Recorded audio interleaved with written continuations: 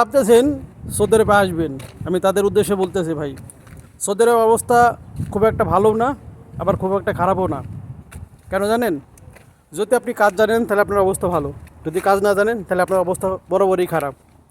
কারণ এই প্রবাসে আপনাকে দেখার মতো কেউ নাই। কারণ আপনি যে দালালের মাধ্যমে আসবেন না, সেই দালালই আপনাকে চিনবে না।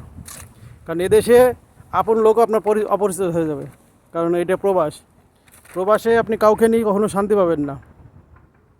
কারণ আপনাকে আনার পরে থেকে সে আপনাকে ভুলে যাবে যে আপনি তার লোক ছিলেন, কি আপনি তার আত্মীয় ছিলেন।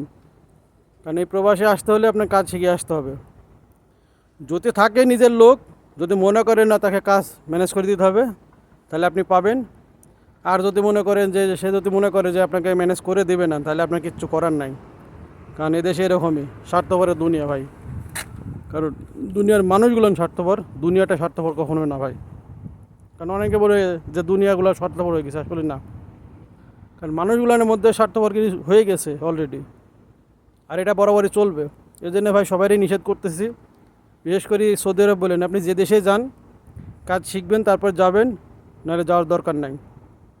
কারণ আপনি কাজ শিখে যদি না যান তাহলে আপনাকে পস্তাতে হবে। কারণ আপনাকে 2 মাস 6 মাস আপনাকে ঘুরতে হতে পারে। হ্যাঁ, যে কোনো কোম্পানির যদি আপনি ঢুকতে পারেন তাহলে আপনার জন্য ঠিক আছে। দেখা হলো যে আপনাকে বললো যে আপনি ফ্রি বেসে আসেন, লাখ টাকা বেতন পাবেন, এই কথা বলে আনবে না, আনার পর আপনার কাজ কখনো দিতে পারবে না। কারণ এরকম বহুতগুলোন করে মানুষ, আর এইগুলান সিটারই করে মানুষ বেশিরভাগ। আর এইসব সিটারে পাল্লায় পড়েন না, এই ভুলগুলান করেন না, বরঞ্চ আপনার লাভ হবে।